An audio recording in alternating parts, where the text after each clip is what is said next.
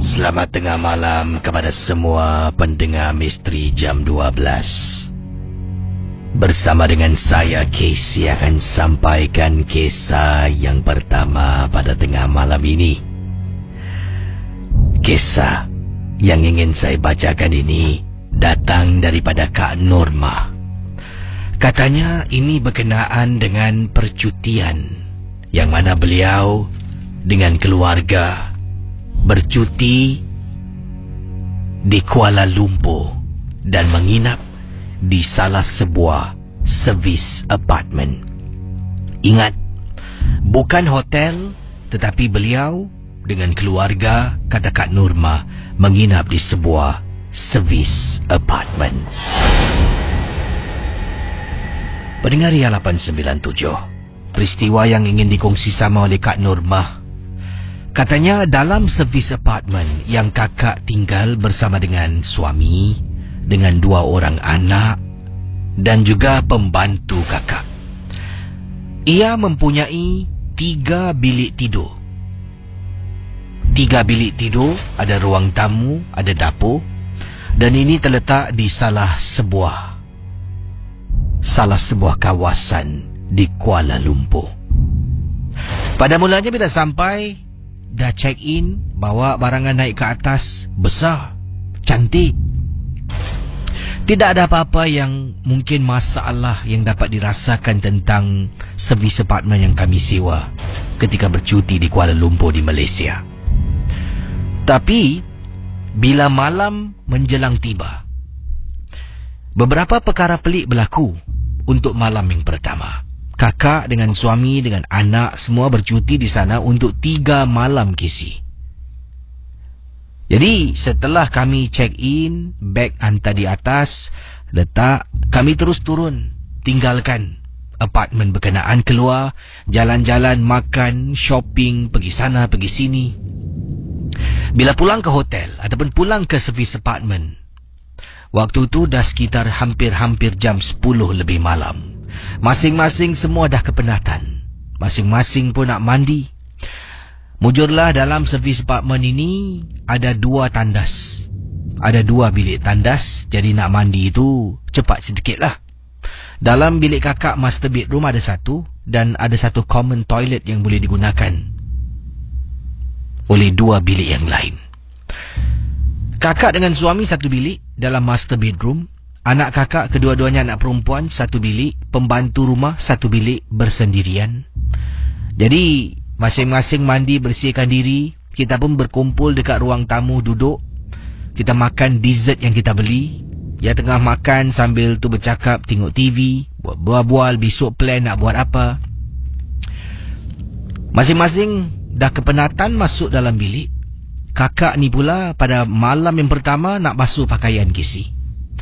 Yalah, servis apartmen ni kalau kita tinggal, mereka ada mesin pembasuh. Jadi kakak pun kumpulkan pakaian anak-anak tadi, kakak basuh. Kakak memang tidak benarkan pembantu rumah untuk membasuh pakaian. Kerja pembantu adalah untuk menjaga 2 anak perempuan kakak. 1 berusia 8 tahun, itu kakaknya, dan adiknya berusia 6 tahun. Mereka tidur bersama dalam 1 bilik. Jadi itulah kerja pembantu untuk pastikan keselamatan 2 anak kakak. Sentiasa diawasi, dan kakak bab-bab basuh, it's personal, biar kakak yang buat sendiri. Jadi pembantu pun masuk dalam bilik, tidurkan 2 anak. Kakak dalam kawasan dapur sedang nak salin pakaian. Maaf, sedang nak cuci pakaian, kata Kak Norma. Suami dah masuk alam tidur. Daripada dapur dah boleh dengar suami kakak berdengkur. Kemudian ada smiley face. Kakak tengah basuh, tiba-tiba nampak pembantu rumah ni. Pembantu rumah berdiri dekat pintu dapur. Kakak panggilnya Titi. Titi, belum tidur lagi? Titi pergi tidur. Anak-anak semua dah tidur ya? Titi pun mengangguk kepalanya. Dah, Titi pergi tidur. Jadi Titi pun berjalan, beredar daripada pintu dapur. Jadi kakak tengah basuh, dah masukkan baju, dah tekan timer. Okey, nanti dah basuh, tak perlu jemur sebabnya dia akan kering sekali. Dia basuh, dia akan keringkan semua dekat dalam, tinggal nak angkat besok pagi, lipat dan boleh pakai balik. Jadi kakak pun masuk dalam, singgah bilik anak, nak tengok anak lah. Tengah singgah, bilik anak. Kakak dengar pembantu rumah kakak ni sedang tepuk anak kakak yang kecil berusia 6 tahun sambil-sambil dia berselawat. Titin, katanya udah tidur. Kemudian pembantu kakak kata, "Ya bu, tadi kamu ada masuk dapur?" "Enggak bu, dari tadi di sini. Tidur kan nih." Dia tepuk. Sallallahu ala Muhammad. Dia tepuk anak kakak yang berusia 6 tahun. Kamu tadi enggak ke dapur ya?" "Enggak bu, dari tadi di sini." Kakak pun diam. Pembantu kakak takkan bohong ke sih. Dia bukan orang seperti itu. Kakak cakap dengan siapa Dan sempat dia mengangguk bila kakak tanya anak kakak dah tidur ke belum. Casey bila kakak kata pada pembantu, Titin, malam ni kamu tidur dengan anak-anak aja ya. Kamu ambil tilamnya, tidur satu bilik di sini. Sebab tak sedar hati Casey. Kakak beritahu pembantu suruh temankan anak-anak kakak. Ambil tilam, taruh sini tidur. Dia kata okey bu. Kakak pun jalan, lalu dekat ruang tamu. Masih lagi terfikir. Pendengar Ria 897 bila kakak berada dekat depan pintu bilik. Belum masuk bilik depan pintu bilik. Kakak dengar suami kakak sedang bercakap. Awak, sanalah sikit. Sempit ni katil. Dalam 10-15 saat kakak berdiri, kakak perhatikan suami kakak tengah tidur atas katil. Di atas katil dalam bilik apartmen. Tapi suami kakak ni dah hujung sangat. Paling hujung dekat katil. Kemudian suami kata, "Ya awak, masuklah sikit. Saya sampai kat hujung ni. Masuklah dalam, gerak sikit." Kakak terdiam. Abang? Suami pusing. Suami tengok katil. Ya Allah, sayang. Asal bang? Abang mati-mati ingatkan saya kat depan abang. Rasa macam ada orang, kata suami dengan nada suara yang jelas kerana terperanjat. Itulah, saya pun berdiri dekat pintu. Dengar abang cakap suruh masuk dalam sikit, sempit. Mana ada orang atas katil bang? Sayang, abang nampak abang nampak belakang awak. Betul-betul dekat depan abang. Abang tolaklah suruh masuk dalam lagi. Taklah mungkin abang mengantuk ke mimpi. Astaghfirullahalazim. Dan abang tidur. Suami pun beralih masuk. Kakak pun baring tarik selimut suami dengan sekelip mata dan berdengkur. Sedang kakak baring Casey, terfikir tadi pembantu rumah yang kakak nampak, orang yang suami kata masuk. Mungkin apartmen ini bukan kosong Casey. Pendengar Ria 897 FM. Kakak pun tidur, lelapkan mata sampai keesokan paginya. Bangun, masing-masing mandi, siapkan diri.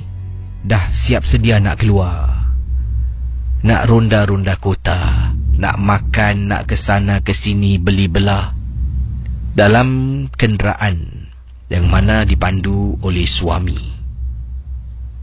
Kakak duduk bersama dengan pembantu dekat belakang dengan anak-anak.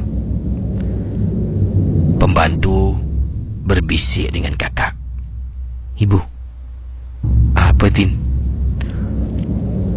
Semalam ibu ada masuk kamar ya? Kamar anak-anak? Enggak masuk. Adalah sekali tu. Bila kamu tidur dengan anak-anak, ibu masuk tu. Ya itu saya tahu bu. Semalam lewat jam 2 lebih pagi bu. Kok ibu masuk dalam kamar anak?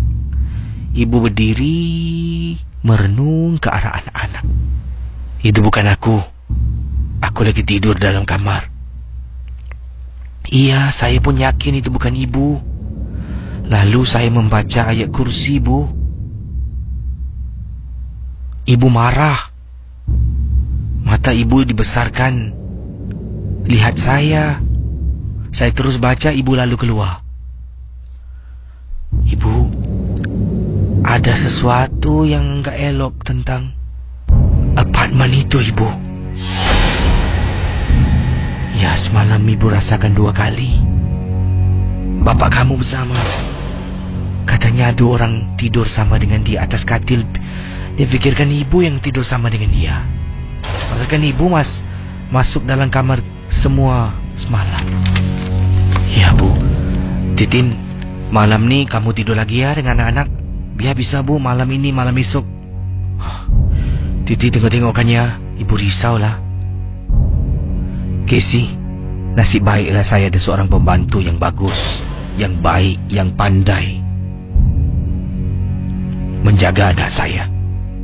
Yang hairan, yang kena ganggu saya dengan membantu rumah, Casey.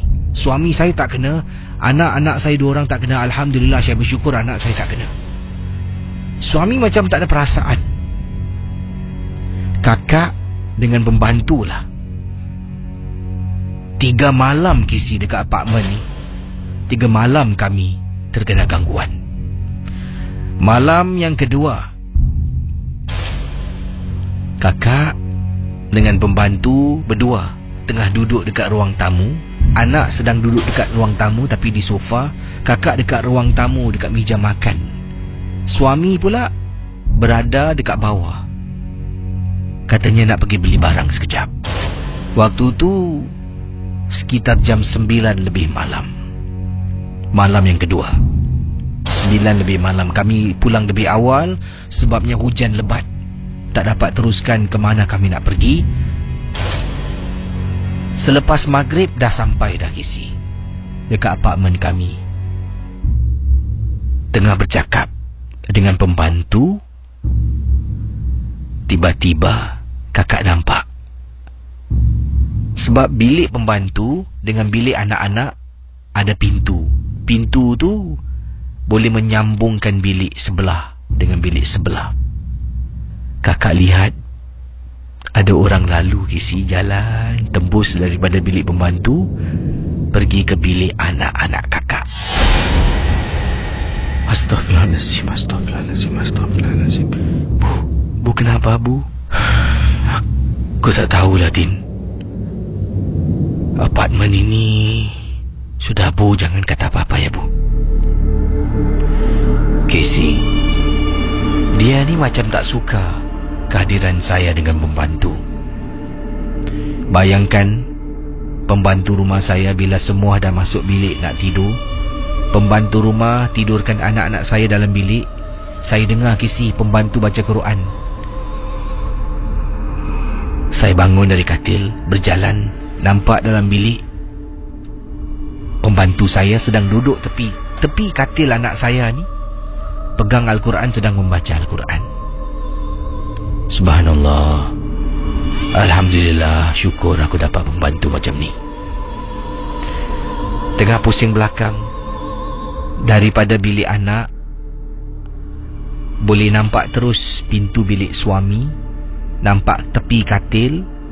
Dekat tepi katil suami saya, Casey, saya nampak dengan jelas susuk tubuh wanita rambut panjang sampai ke lantai.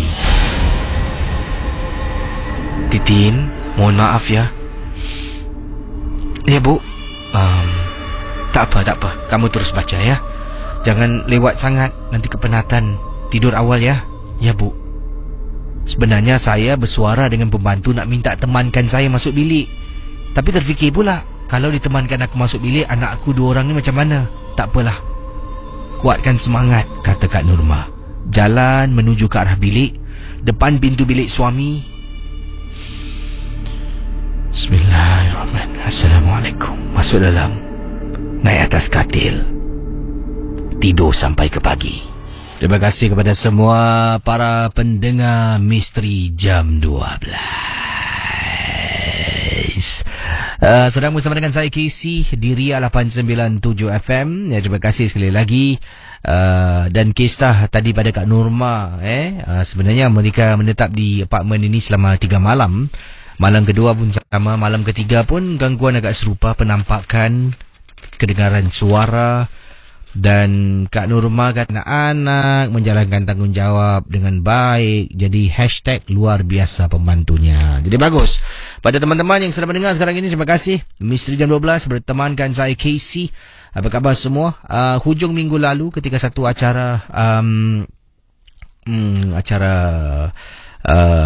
jualan di Celeb Fest, saya berkesempatan untuk berjumpa dengan beberapa pendengar Misteri Jam 12 dari Kuala Lumpur yang datang untuk mereka telah pun bertegur dan kita berbual sekejap lah. Apa khabar? Dari mana? Dari Johor. Nama siapa? Azizi. Saya tanya nama, lepas tu saya lupa. Terima kasihlah pada Kuala Lumpur, pada pendengar-pendengar dari Kuala Lumpur KL yang juga mendengar Misteri Jam 12. Dan di Facebook Ria juga terima kasih pada rakan-rakan yang masuk gelanggang ni. Ramai sebenarnya yang suka dengan kisah-kisah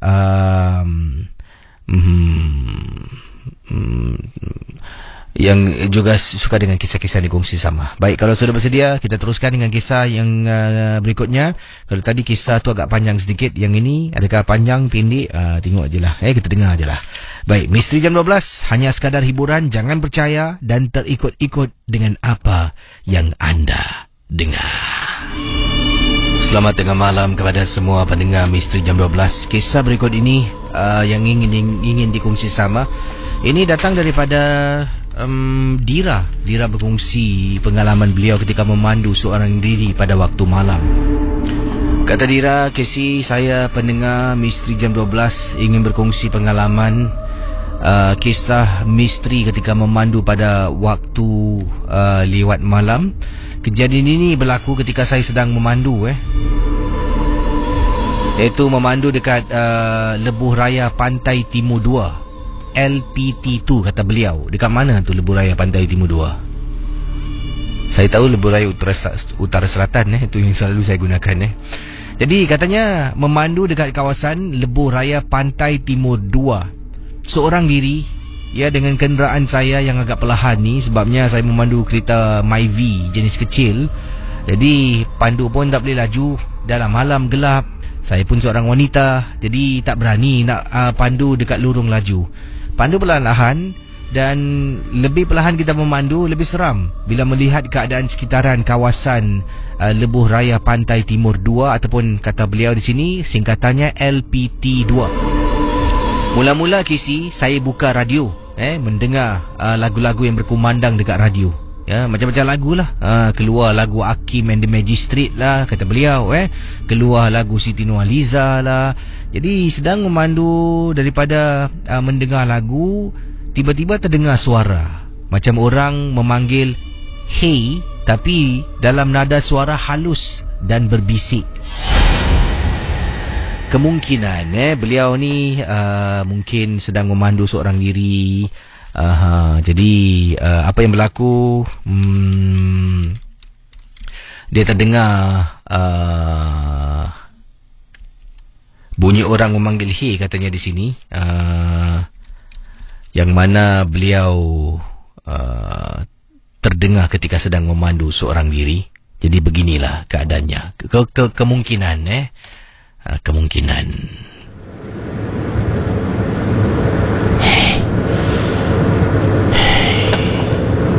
Saya pun katanya teruskan memandu, masih lagi mendengar lagu yang sedang berkumandang pada waktu itu. Kalau tak silap saya, kata beliau, waktu tu radio sedang memutarkan lagu dari Ezlin, kata betul Izlin, lagunya Hai Hai Bye Bye. Mungkin dia tengah mandu dengan radio, tiba-tiba keluar lagu Hai Hai Bye Bye ni.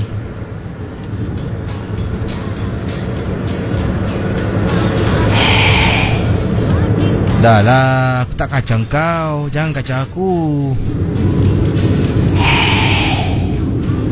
Saya terus matikan radio. Tangan saya ni sedang pegang satu steering wheel, satu lagi sedang buka kompartmen sebelah kiri nak cari CD bacaan surah-surah suci. Pegang steering wheel, badan ni sampai menyengit. Cari mana CD ni. Dah keluarkan CD jatuh pula dekat atas lantai kisi. Saya kuatkan semangat nak capai CD, tak boleh terlampau jauh. Terpaksa saya hentikan kereta saya dekat bahu jalan. Kereta dah berhenti dekat bahu jalan. Saya pun bongkokkan tubuh saya sebelah kiri, capai CD yang jatuh, masuk dalam CD player. Saya tekan bacaan surah-surah suci dan terus saya memandu pada malam yang dimaksudkan. Jadi bila saya dah capai CD, dah masukkan tu, kereta masih belum bergerak, bacaan dah mula berkumandang, barulah saya mula bergerak ke hadapan.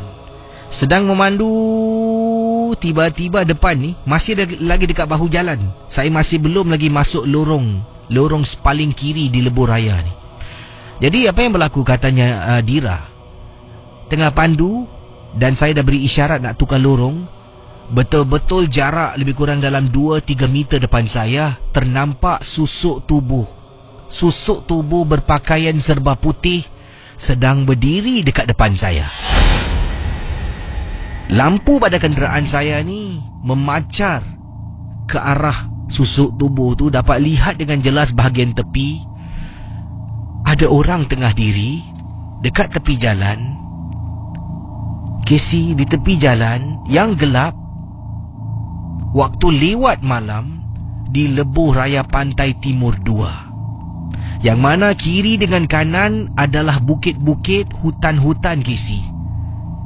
Apa dia buat dekat situ? Sepanjang perjalanan, surah-surah berkumandang. Saya cuba percepatkan pandu kenderaan saya yang saya pandu ni, supaya cepat saya keluar daripada kawasan yang dimaksudkan. Ada satu bahagian yang mana saya sedang nak turun bukit. Lebuh raya ni ada bukit, turun naik bukit. Jadi nak turun bukit, katanya Dira, selalunya nak turun bukit ni laju. Tapi pada waktu tu kenderaan saya seolah-olah ditarik, Kesi. Walaupun saya dah tekan minyak, dah tekan pedal accelerator, kata beliau, tetapi kenderaan saya tetap tidak bergerak pada kelajuan yang saya harapkan. Masih lagi seolah-olah ada benda menyekat, sesuatu menyekat kenderaan saya. Saya kuatkan bacaan-bacaan itu dengan saya baca sekali. Kemudian saya turunkan tingkap. Bila tingkap turun, baru dapat rasakan kenderaan saya ni makin lama makin laju. Sempat saya pijak brek sedikit untuk perlahankan kereta yang sedang turun bukit yang agak laju.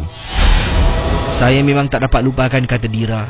Itulah pertama kali sebenarnya saya pulang lewat malam menggunakan lebuh raya Pantai Timur 2. Terima kasih dan selamat tengah malam. Wow. Ada kata sini, di manakah lebuh raya Pantai Timur 2? Ada kata di sini LPT2. Lebuh raya KL Karak, Kesi, daripada Colin Saville Subramaniam. Terima kasih pada Cik Subramaniam, ya. Lebuh raya Karak. Oh tu, lebuh raya Pantai Timur 2. Ini pula katanya Sheikh Al-Baktal LPT2, lebuh raya Pantai Timur 2 yang baru, lebuh raya ke Kelantan, Kesi. Saya sedang dengar di Bukit Jalil. Tetap dengar MJ12 walaupun on call. Terima kasihlah pada Sheikh Al-Baktal. Ada kata di sini, Kesi, lebuh raya Pantai Timur 2. Kesi berani pergilah pandu sorang-sorang. Dekat situ banyak kes. Nampak orang berdiri tepi jalan, tahan kenderaan. Terima kasih. Itu daripada La Vista yang berikan komen.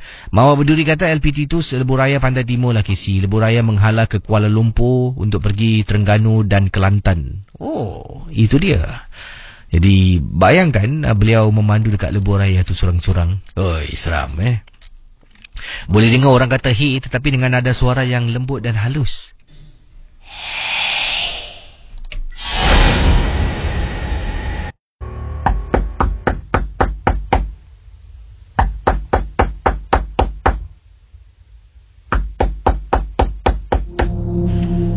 Sunaria 897. Sebelum kita berehat, satu lagi kisah ingin saya sampaikan kepada anda. Kisah ni bila saya bayangkan situasi yang dia alami memang seram. Anda mendengar rancangan ini adalah satu perkara, ya. Mendengar dan membayangkan situasinya adalah satu perkara yang berbeza, satu pengalaman yang lain.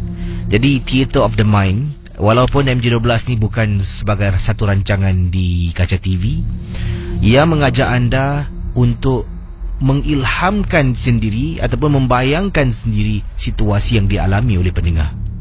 Yang menceritakan pada saya sebagai penyampai akan membaca dahulu, memahami kisahnya, dan kalau perlu saya akan susun semula ayat ataupun ayat yang ditulis di sini supaya ceritanya bertambah lebih menarik lah.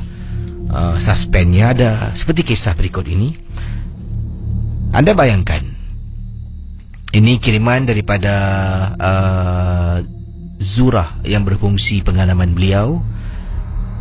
Casey, mohon maaf kisah saya kalau tak seram, tapi pada pandangan saya, Zurah, saya dah baca seram, dan tidaklah panjang. I just want to make it short and simple, kata Zurah. A couple of months, ambo cukup muti Zurah, saya cuba terjemahkan dalam bahasa Melayu.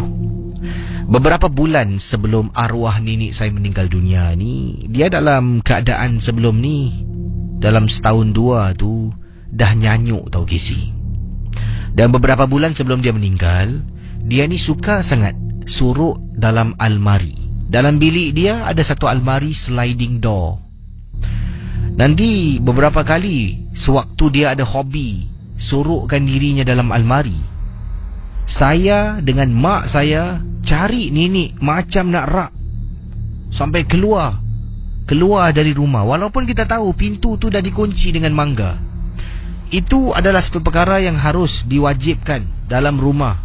Sebab nenek ni dah nyanyuk, dia suka keluar. Nanti dia keluar, dia jalan ke mana, dia dah tak tahu balik. Beberapa kali kes yang sama pernah berlaku, dan nasib baiklah jiran yang kenal, kawan-kawan yang kenal beritahu, dan nenek tu dibawa pulang. Sejak itulah di rumah, siapa keluar masuk rumah, walaupun keluar sekejap untuk ambil baju, kena ketap dengan mangga. Jadi walaupun pintu besi kami dah diketap dengan mangga pada waktu itu, kita mati-mati ingatkan nenek keluar dari rumah. Saya sampai keluar rumah, turun bawah, cari, naik atas, sampai blok ujung, blok sebelah. Telefon ibu saya, kata, "Bu, tak jumpa bu. Mana nenek kau ni?" Ibu masuk dalam rumah, cari, Mak. Tahu-tahu ibu ternampak nenek keluar dari almari, steady je. Ibu call, nenek kau dekat rumah. Saya pun alhamdulillah balik, kisi lari, kata Zurah.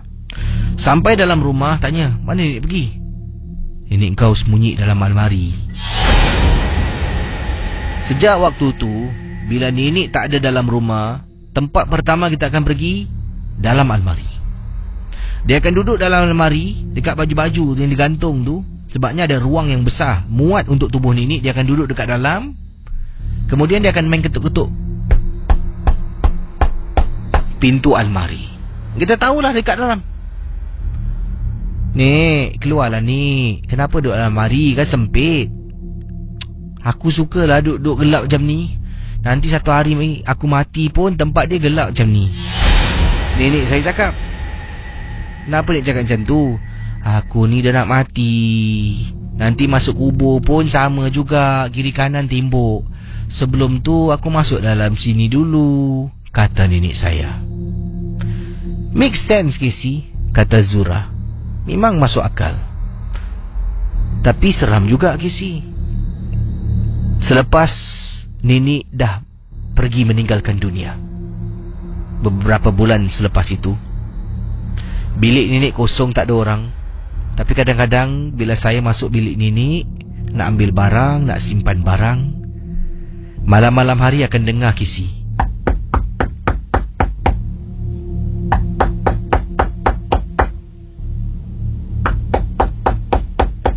Bunyi ketukan datang daripada almari yang nenek saya seringkali sembunyi di dalamnya. Malam-malam tengah tidur, ibu saya pun akan dengar. Saya dalam bilik saya pun akan dengar. Kadang-kadang ibu dengan ayah saya keluar, belum balik-balik. Saya duduk dalam rumah seorang diri, tengah tengok TV, dengar pintu almari kisi, macam ada orang slide. Dapat dengar, walaupun tak sekuat mana, tapi dengar. Kemudian dengar bunyi orang ketuk pintu almari arwah nenek saya.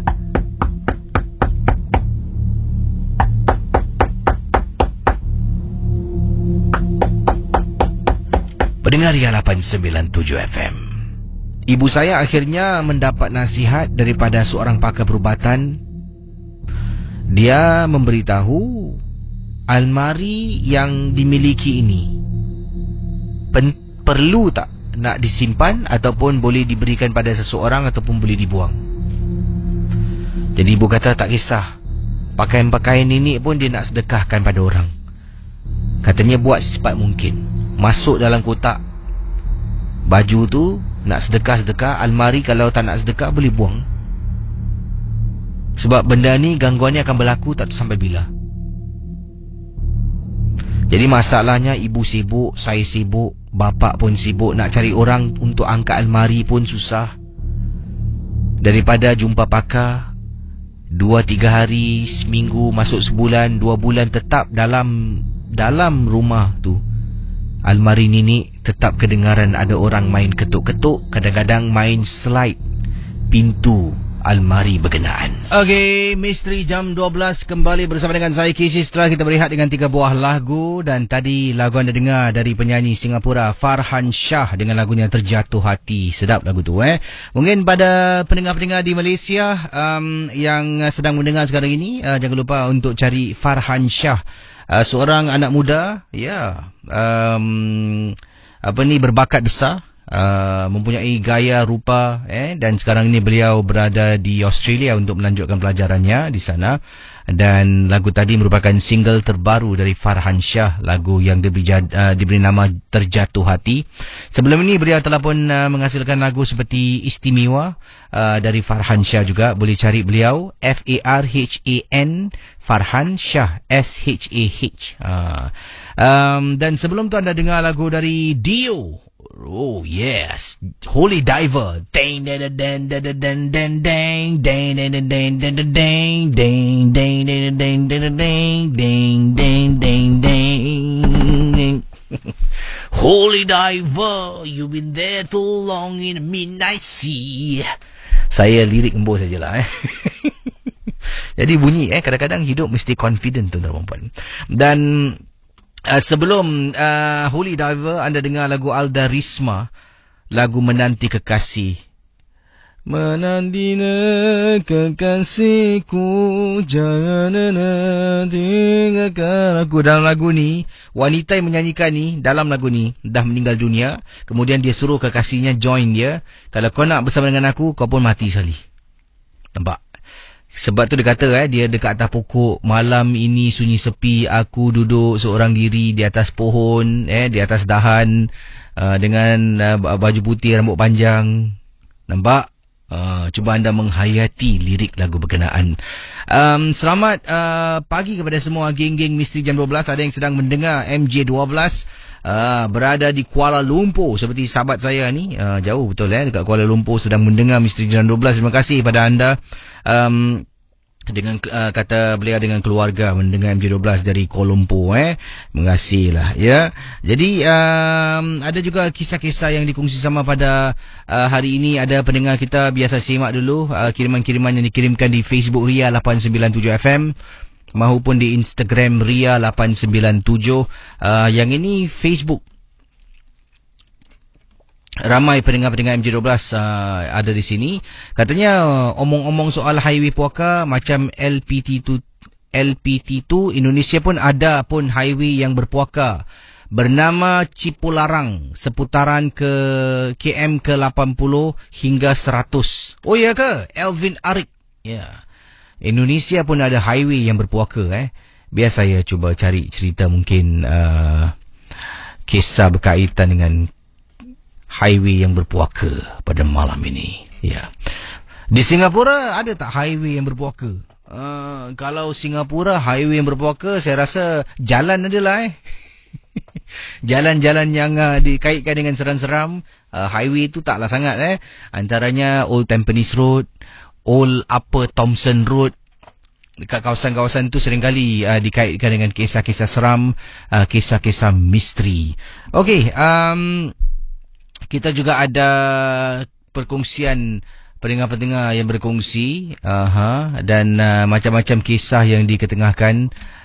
Yang ini ada gambar nampaknya highway mistis dan logika dekat Tol Cipularang kilometer 80 hingga 112 berkaitan dengan kisah yang dikongsi sama oleh teman MJ12 tadi. Terima kasih pada Elvin Arik. Juga terima kasih kepada pendengar-pendengar Ria semua yang sedang mendengar sekarang ini. Muhammad Iqmal, betul hot memang bro MJ12.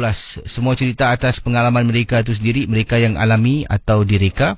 Apapun tiada siapa boleh mengesahkan kebenarannya. Betul. Kita dengar je lah. Dengar dan kita hanya berhibur saja dengan kisah-kisah yang dikongsi sama. Dikongsi sama di sini, saya pendengar dari Johor KC. Dengar lagu Alda pun dah seram daripada Roslan Lan. Didik Philip katanya, saya JDT. Okey, terima kasih. Tahniah dan syabas kepada pasukan penyokong JDT dan Melaka kerana baru-baru ini mendapat anugerah penyokong terbaik untuk bola sepak 2016.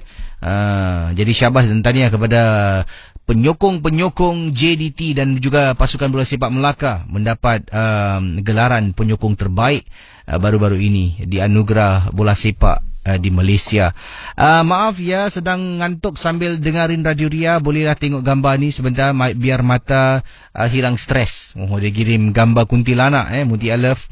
Malam ni cerita best, memang terbaik. Katanya Muhammad Roslan bin Kasim. Yang ni Syaraf Azman kata, Casey, cerita Nini itu buat saya sentap. Kenapa awak sentap?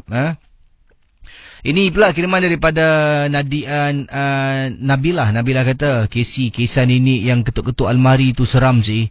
Saya pula dalam bilik memang ada almari, tengah baring, tutup lampu dengan MJ12. Depan saya almari, boleh bayangkan Casey, dengar orang ketuk-ketuk. Terus saya bangun, kata Nabilah, buka lampu. Dan dengar MJ12 sekarang, kalau tadi pakai 2 earpiece sumbat telinga kiri kanan, sekarang sumbat 1 earpiece saja. Thanks but no thanks, kata beliau. Ini daripada Fiona Natasha katanya, Casey, kisah cerita malam ni memang seronok sangat-sangat. Sambil duduk ni, sambil buat persiapan untuk para pelajar tahun 2017. Maklumlah cikgu ni nak kena buat macam-macam study plan untuk murid-murid. Sekolah pun nak buka. Jadi sambil-sambil tu dengarlah Misteri Jam 12. Terima kasih pada cikgu Fiona Natasha yang sedang mendengar sekarang ini. Okey, kalau sudah bersedia kita teruskan Misteri Jam 12 bahagian kedua bertemankan saya, Casey. Selamat tengah malam kepada semua pendengar Misteri Jam 12. Sekarang ini anda juga boleh hubungi saya di 669-11897 untuk berkongsi pengalaman misteri anda. Tapi sebelum tu, yang ini kiriman daripada pendengar kita bernama Yusri. Kata Yusri, Casey, saya juga beberapa orang rakan saya, kami seramai 4 orang telah pun menaiki kenderaan yang dipandu oleh saya, kata Yusri. Satu malam tu kami keluar adventure pada waktu malam. Kegiatan keluar adventure ni sajalah ronda-ronda kawasan-kawasan seram di Singapura pada waktu malam, dan juga banyak kali kita lakukan nak pada hujung minggu. Nanti members kita akan jumpalah. Kita akan message dekat grup siapa nak ikut. Kita akan kadang-kadang paling banyak pun pernah kita keluar bersama sebanyak 2 kenderaan. Dan selalunya satu kenderaan, kadang-kadang 3 orang, 4 orang, paling ramai 5 orang dalam satu kereta yang dipandu oleh saya, kata Yusri. Jadi salah satu pengalaman yang saya nak kongsi sama ni berkenaan dengan kunjungan kami ke sebuah tapak tanah perkuburan yang lama di Singapura. Tapak tanah perkuburan ini adalah sebuah tapak tanah perkuburan yang terpencil, Kisi, yang mana tak ramai orang pernah pergi, dan mungkin tak ramai orang yang tahu tentang kewujudan taman ataupun tapak tanah perkuburan yang dimaksudkan ini adalah tapak tanah perkuburan bangsa Boyan. Mereka panggil kubur ni kubur Boyan. Ia terletak dekat kawasan Bedok South. Kiri dengan kanan kubur, tapak tanah kecil kubur ni adalah rumah privat, rumah-rumah teres. Bayangkan, di hadapan tapak tanah perkuburan Boyan ni adalah taman permainan. Siap ada buai lagi, Kisi. Jadi pada waktu kami kunjungi tempat itu, kami ada masalah nak cari. Pusing sana, pusing sini. Kalau jalan kaki tu mungkin saya faham. Tapi kalau memandu nak pergi ke tempat ini, itulah yang masalahnya. Pusing-pusing tak jumpa-jumpa. Hanya setelah lebih kurang 40 minit, Kisi, saya masuk sana, keluar sini, akhirnya jumpa juga dengan kubur Boyan ni. Saya pun letakkan kenderaan di tepi jalan. Kemudian kami semua turun dari kenderaan menuju ke arah kubur Boyan. Saya tidak membenarkan kawan-kawan saya untuk masuk ke dalam. Memang boleh ke si? Kita kena langkah, ada satu longkang. Dekat dalam tu kita boleh ambil gambar, video, merakamkan keadaan sekitaran kubur tu. Langkah katanya di sini mudahnya kalau kita boleh berbuat demikian tanpa sebarang gangguan. Saya tidak benarkan kawan saya yang mati-mati nak masuk ke dalam. Saya kata setakat di sini sudahlah. Kita pun tak nak menceroboh tempat orang. Ya. Jadi teman saya pun kata, ceroboh apa? Kita datang sini cuma nak tengok keadaan kubur ni. Tak pernah nampak pun. Ni first time aku tengok ni. Jadi katanya nak masuk dalam, nak ambil gambar. Saya tak benarkan. Saya kata janganlah. Ini tempat orang. Kata saya sekali lagi. Barulah dia dengar kata. Dan setakat di luar sajalah kita merakamkan video dan sedang petik gambar. Saya ni, teman saya yang lain sedang sibuk video dengan petik gambar. Saya ni pula pusing ke belakang untuk melihat keadaan sekitaran kawasan kubur Boyan. Saya terpandang di hadapan saya, betul-betul depan saya, ada taman permainan, Kisi. Dekat taman permainan tu ada swing ataupun ada buaian. Saya berdiri dan perhatikan. Salah satu buai yang ada dekat situ tiba-tiba bergerak, Kisi, dengan sendirinya. Memang saya tahu saya tidak boleh menegur. Menegur tu adalah antaranya dengan memberitahu kawan-kawan, korang pusing tengok belakang, tengok buai tu. Itu adalah menegur. Bila kita menegur, kata beliau, benda tu akan perasan yang kita perasan dia di sana, perasan yang dia sedang ada di sana. Kita mungkin pada pandangan dia nampak, dia akan ikut orang yang menegur tu balik. Jadi saya tak nak benda ni berlaku kepada saya mahupun kepada kawan-kawan yang lain. Hanya saya perhatikan dan tengok buai itu bergerak. Seperti ada orang sedang duduk di atas buaian, Kisi. Saya pun pusing balik tengok teman-teman yang cuba sedaya upaya untuk mendapatkan gambar dengan video. Akhirnya dah habis. Saya pusing melihat buai yang dimaksudkan tadi berhenti dan langsung tidak bergerak. Pendengar ya, saya dengan kawan-kawan pun kembali dalam kenderaan dan next destination ataupun stop berikutnya kita pergi ke sebuah kawasan yang dikenali sebagai Old Tampines Road. Okey, saudara, kita akan jawab panggilan. Silakan hubungi saya sekarang 669-11897. Hello, selamat pagi. Hello. Hello, pagi. Selamat pagi. Siapa tu? Saya Alvin Eric. Aha, panggilan dari mana? Dari Bekasi, Indonesia. Silakan, ada pengalaman apa langsung? Oh, ya, saya nak berkongsi pasal kawan saya sebetulnya. Alhamdulillah saya belum pernah rasa apapun. Alhamdulillah. Jadi macam ni. Kawan saya ni, dia nama Fadil. Ni saya nak berkongsi pasal dia ada tertinggal benda kat sekolah malam-malam. Jadi lumrahlah kita ni di Indonesia, bila mana nak ada ujian, kita pergi ke bimbingan belajar di sana hingga malam.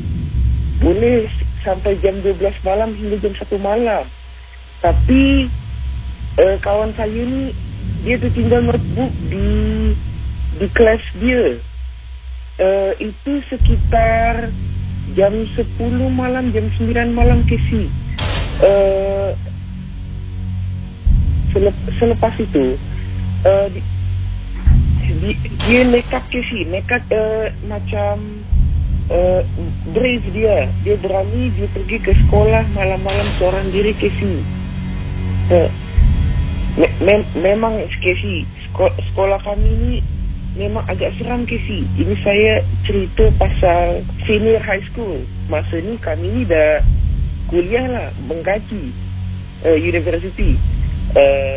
Masa tu dia berjalan malam-malam kat sekolah.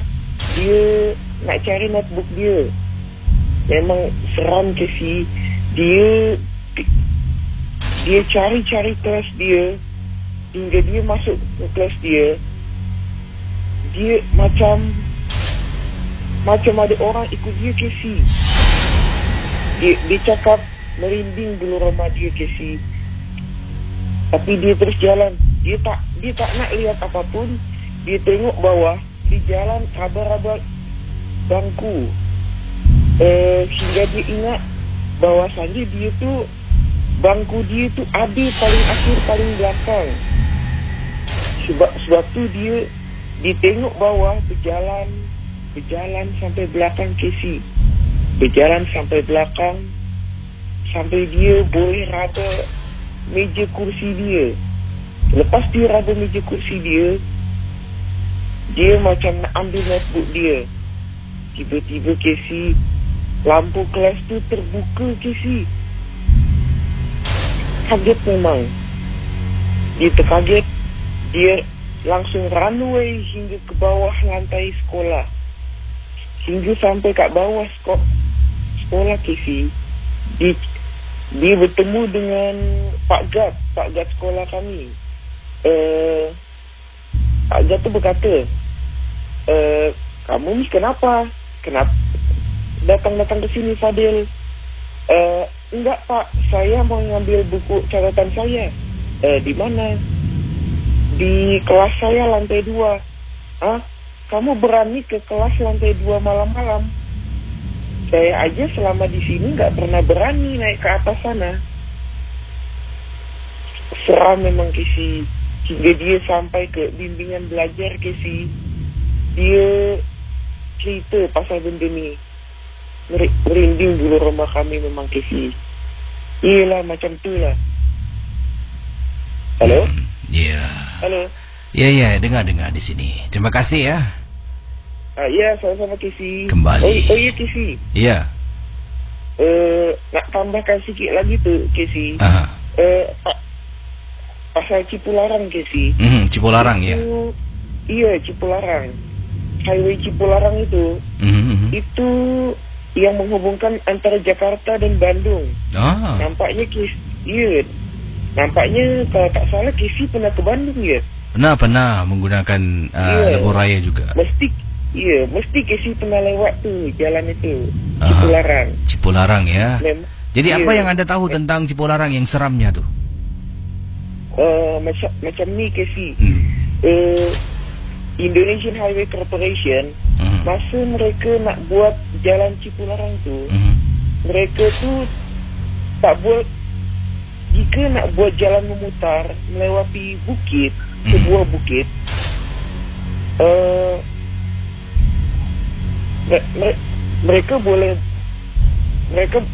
mereka tak boleh buat macam tu sebab bisa kena kos sangat mahal. Sebab tu mereka kena cut daerah hingga tengah-tengah bukit tu. Masalahnya Casey, bukit tu puaka Casey. Mau tak mau mereka kena buat jalan mutar. Bukit tu kalau tak salah nama Bukit Hijau. Bukit Hijau ya. Ya. Nah, jadi oleh kerana dia potong jalan Bukit Hijau itulah makanya gangguan itu berlaku ya. Iya Casey. Memang Casey, demi menenangkan apa entiti yang ada di dekat sana itu Casey, mereka ada pasang beberapa statue lion, harimau, macam-macam tu lah. Ada pula frog, little frog di pinggir-pinggir jalan. Itu banyak makan kemalangan Casey. Salah satu artis Indonesia, Saiful Jamil, isteri dia mati kat situ, kemalangan jalan raya. Ya. Jadi terima kasih. Oh iya, sama-sama Casey. Selamat malam, terima kasih pada anda juga. Baik. Waalaikumsalam warahmatullahi taala wabarakatuh. Saudara, itulah kisah antara yang dikongsi sama di Ria 897 FM tentang Cipularang. Ya, ini saya ada terbaca nih, ada beberapa pendengar juga yang berkongsi katanya di sini Casey, Gunung Hijau. Gunung Hijau antara kenapa laluan Cipularang itu tol Cipularang. Berbagai kisah misteri yang gaib yang dikongsi sama. Dikatakan ini antara sebabnya dianggap sebagai salah satu lokasi gaib terbesar di Pulau Jawa. Jadi Gunung Hijau ni adalah di Indonesia ni ada mungkin tempat-tempat yang gaib-gaib lah, tempat-tempat misteri. Dan Gunung Hijau ni adalah lokasi kerajaan misteri ataupun gaib, benda-benda yang berlaku gaib terbesar di Pulau Jawa. Jadi bila laluan itu disingkatkan, kalau nak memincung memisungkan laluan tu ikut jalan pusing daripada bukit tu memakan perbelanjaan yang tinggi seperti kata teman kita. Jadi dia potong naik bukit. Dari situlah banyak kejadian-kejadian yang menyeramkan berlaku. Gunung Hijau dikenal sebagai tempat ritual, pemujaan dan juga pesugihan. Ya, katanya banyak orang dari berbagai daerah datang ke gunung tersebut untuk meminta kekayaan dan sebagainya. Gunung Hijau, H-E-J-O, hijau sendiri dianggap sebagai salah satu lokasi kerajaan gaib. Bayangkan.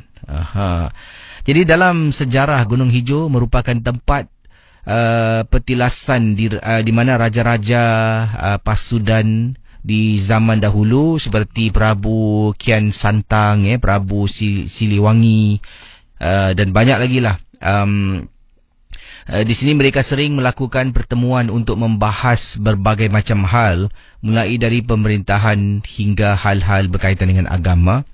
Dan ada juga yang mengirimkan gambar, katanya tempat ini akhirnya banyak orang yang menganggap Gunung Hijau sebagai tempat keramat. Setiap malam Jumaat Kliwon, banyak penziarah akan datang ke tempat ini untuk meminta berkah, kekayaan dan hal-hal duniawi yang lain.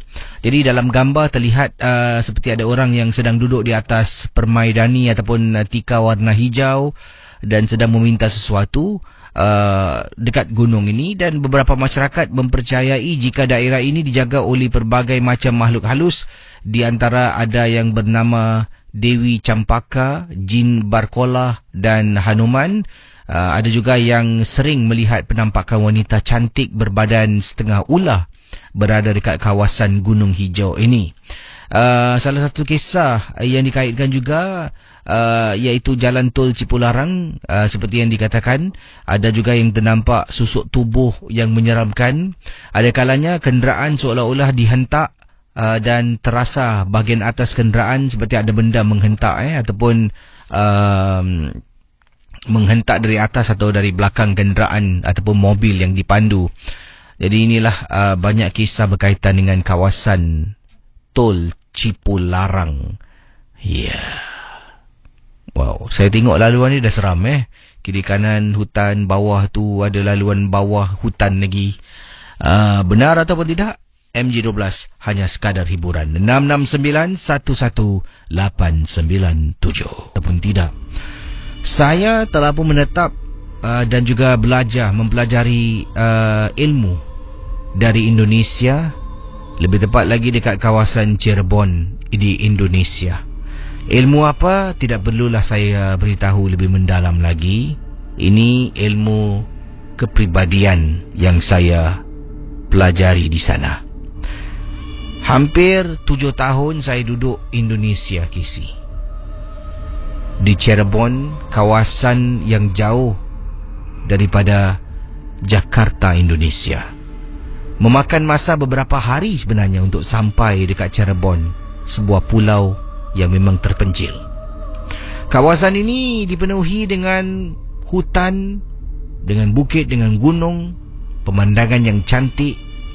7 tahun menetap di Indonesia, 2 tahun saya duduk dekat Bandung sebelum saya berpindah terus dan duduk lebih kurang hampir 5 tahun dekat Cirebon, KC. Pendengar Ria 897 FM. Pulang ke Singapura, apa yang saya inginkan saya pun dah miliki. Berbalik pada kisah yang ingin saya kongsi sama. Begini pengalaman beliau. Kalau kita nampak orang ni jalan, kakinya kadang-kadang tersirit-sirit. Kita tahu orang tu sakit kaki. Tapi ada seorang pakcik yang tinggal dekat kawasan rumah saya, KC. Saya ni adalah penduduk dekat kawasan. Perlu beritahu ataupun tidak? Baiklah. Kata beliau di sini, saya ni adalah penduduk dekat kawasan Queensway, ya, di Queenstown, dekat kawasan itu. Saya tak nak sebut nama tempatnya lebih terperinci lagi, tapi ini saya berikan sedikit kawasan paling dekat lah, Queensway, Queenstown, daerah situ jugalah. Jadi ada seorang pakcik ni, sampai saya pergi, saya balik, dia masih umur panjang. Dia kalau jalan, kaki dia mesti sirit. Dan dia tak campur orang, selalu marah-marah. Dulu masa saya kecil, saya kalau bermain dia mesti marah. Budak buat bising dia marah. Malam-malam hari nampak budak-budak dia marah. Bila dia jalan, kakinya sirit. Kita semua waktu kecil ingatkan dia memang sakit kaki. Ya, memang kakinya mempunyai kecacatan seperti yang disebutkan tadi. Kaki dia jalan sirit-sirit. Nanti sampai dia jalan, dia nampak budak-budak bising, dia akan marah. Kemudian lepas dia marah, dia jalan, nanti dia akan mulutnya komat-kamit lah.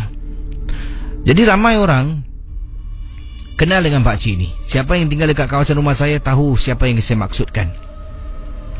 Jadi apa yang berlaku, saya pun dipendekkan cerita, balik daripada lebih kurang hampir 7 tahun duduk di Indonesia, balik ke rumah saya tinggal dengan mak saya. Dan pakcik tu masih ada. Dan kali ini saya balik ada berbekal ilmu. Pakcik ni jalan, saya cubalah nak tengok sama ada betul ataupun tidak. Saya pejam mata membaca beberapa bacaan. Kemudian tekap mata saya dengan sejenis. Okey, MJ12. Kita mungkin akan jawab pemanggil yang terakhir di hujung talian. Silakan. Last caller kita di 6691187. Hello, selamat pagi. Halo, KC, apa khabar? Assalamualaikum. Waalaikumsalam, Pak Radin. Ya, Pak Radin ni ada kronik kes. Ya, Ni Pak Radin cakap kat shop macam hampir nak 2 kalau nak balik. Orang kata nak tengok orang isteri yang tersayang ya, anak-anak. Ni Pak Radin cakap ikhlas KC. Ada satu kes kronik, KC percaya tak? Orang kata kirakan wanita, time dia anak dara, dia pernah menuntut ilmu. Orang kata kirakan apa tahu, orang tua dia semua keturunan orang persilatan atau bukan persilatan, pertapaan. Ini terjadi di tanah Jawa, tapi dia dipertemukan jodoh dengan pemuda Singapura. Jadi selepas kahwin dia diimportkan oleh isteri suaminya ke Singapura. Ini pasal Pak Ray cakap ikhlas, Casey. Wanita Indonesia ni, Casey, atau tak sama dengan wanita Singapura. Wanita Singapura ni memang diorang ada highly educated. Tapi wanita Indonesia keturunan Jawa ni, Casey tahu tak? Siapa yang kita kahwin, bukan kita kahwin macam Casey kahwin Fizao. You're not marrying Fizao ni, no. You're marrying the descendants of Fizao. Kau kahwin keturunan Fizao. Begitu juga dengan siapa yang kita kahwin, kita bukan saja mengahwin isteri orang tu. Kita mengahwin keturunan orang tu. Siapakah keturunan orang tu di sebalik orang yang kita kahwin, Casey? Itu pasal dalam keadaan kes kronik ini, cut short the story. Sebenarnya cerita dia banyak, Pak Din potong-potong sikit lah. Jadi apa terjadi, telah orang ketika dia dapat kenal wanita ni, Casey, dan orang kata dari bandar Jakarta, orang kata di Jatinegara, dia kenal wanita ni di Jakarta. Dia terus sampai ke Singapura, dia kahwin. Ini ada orang panggil wanita seperti dia, bukan wanita Melayu terakhir, yang tapi dia rupanya wanita Jawa terakhir, yang telah pun masih lagi ada sisa-sisa baki warisan keturunan orang pertapaan. Nampak tak kes kronik tak? Kau pergi kahwin dengan suatu wanita yang nampak moden, nampak seksi, seksa dia gaya, rupanya tubuh dia mempunyai ilmu pertapaan. Yang apabila kalau dia dah marah, apabila dia dah gini, kadang-kadang ada masa dia duduk bertafakur. Orang bertafakur mengingat Allah Ta'ala. Kau bertafakur, keturunan dia mendahjeri dia sih. Contohnya ini Pak dia cakap pada ubah satu kes kronik. Lepas dia dah berumah tangga, isteri dia, suami dia berkata, Pak Radin, saya ada kenal wanita Indonesia, dah jadi jodoh saya lah. Lepas saya bercerai, Pak dia cakap, tak apalah kau bercerai, dapat dok baru berjodoh. Saya ingat jodoh baru saya ni bagus. Memang bagus Pak Radin. Tapi apakah dia ada amal ilmu kesaktian mantra sakti? Ilmu kesaktian mantra sakti itu memang ada di zaman purba waktu keluarga kedatangan Sunan Kalijaga atau kedatangan keluarga Wali Songo dari tanah Jawa. Tapi sebenarnya Casey, dia bukan saja dia ada ilmu pertapaan, keturunan dia ada. Orang pun cakap apa tahu, the genes, the blood, the heritage have the power of orang di dalam pertapaan punya ilmu Casey. Jadi dia apabila malam, dia tidak mengganggu orang, tapi mengganggu rumah tangga. Astagfirullah, nyanyi betul lah. Tengoklah keturunan kau ni memang baik, tapi kenapa kau satu perempuan, dia seorang wanita terpilih untuk mewarisi keturunan ilmuan pertapaan ni. Dia tak mengganggu orang. Tapi suami dia agak sedih bila dalam malam Jumaat Kliwon atau ada waktu Casey, kadang-kadang dalam 2 minggu sekali ke apa, kadang-kadang 3-4 hari dia akan diam, duduk seperti bertafakur dan tak dapat layan nafkah zahir batin suami. Astagfirullah, nyanyi betul lah. Apa terjadi? Orang kata Pak Radin, dia cakap dengan Pak Radin, Pak Radin, isteri saya tak sadar, tapi bila subuh menjelang, dia akan benda tu lari. Casey tahu kenapa subuh menjelang? Sebab panggilan azan akan datang. Itu pasal siapa-siapa kalau lupa, jangan lupa solat subuh tau. The power of subuh ni power. Orang kata dia pembuka rezeki, dia pembuka segalanya, dan dia penghapus segala ilmu kesyaitanan yang roaming night live, yang asin pos yang datang akan hancur apabila menjelangnya subuh dengan bergerak kumandangnya suara azan. Power betul azan, alhamdulillah. Tapi akhirnya terjadi, dia cakap dengan Pak Radin, dia cakap, lepas tu dia ambil gambar. Isteri dia mengadu, memberontak. Kamu jangan sebarangan enak-enak saja ya. Orang kata tuduh saya begini, yang benar sih. Dia cakap bukan yang benar, memang doktor tak benar. Dia orang kata dia punya, dia tunjuk gambar. Kamu tahu tak apa terjadi? Saya sabar dengan kamu tahu. Saya kahwin, tapi sebenarnya ada waktu malam 12 aku 1 je, kau duduk di atas katil, kau bertapa. Dan bertapa, bila saya tegur kamu, bila dia tegur suami dia, sentuh dia macam, nak pujuk dia lah, kejut dia. Yang, kenapa kamu gini sih, duduk bertapa begini atas katil? Tapi dia tidak sedarkan diri Casey. Sebab apa? Bukan dia lagi. Sebab warisan ada waktu, hari-hari yang mendatang, ada musim-musim dia. Warisan pertapa dia membuatkan dia bertafakur. Ini dipanggil apa tak Casey? Warisan ilmu pertapaan, yang apabila orang tu tak, kalau dia laki-laki nasib baik, dia wedok, dia perempuan. Kalau dia laki-laki, dia lagi teruk Casey. Pertapaan dia tu akan menjadi satu keberangan, sebab semangat kejantan laki-laki tu akan menjadikan dia pendekar atau menjadikan dia boleh menyerang orang kalau disentuh. Tapi kerana dia wanita, kan kaunya lemah lah sayang, aku perempuan.